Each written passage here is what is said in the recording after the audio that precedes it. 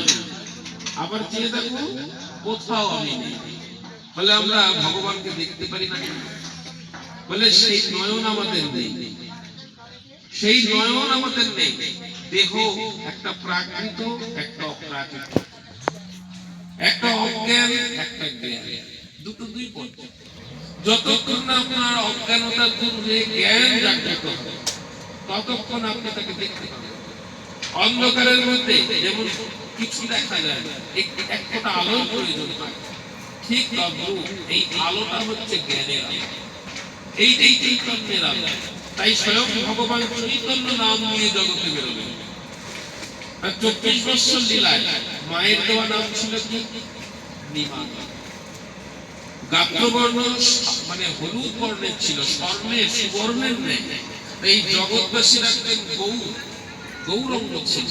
বদনে হরি বলতেন, কৃষ্ণ বলতেন, জগৎকে হরি বলাতেন, কৃষ্ণ বলাতেন, তাই তাকে বলতেন গৌর।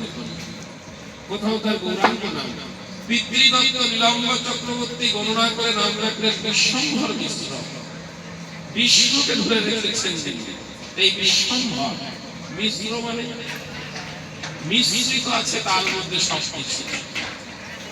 ভগবান শ্রীকৃষ্ণ চৈতন্য মহাপ্রভু ব্রাহ্মণ বলে এলেন, কিন্তু পদবীটা কি মিশ্র? মিশ্র শব্দ মানে কি? যার মধ্যে সবকিছু মিশ্রিত। ভগবানের মধ্যে পঞ্চতত্ত্ব মিশ্রিত।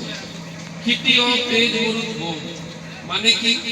জল, মাটি, বায়ু, তেজ আর আকাশ। এই পঞ্চতত্ত্ব দিয়ে এই পৃথিবীটা করেছেন ভগবান। এই পঞ্চতত্ত্ব দিয়ে দেহ পৃথিবীটা করেছেন ভগবান। এই পঞ্চতত্ত্ব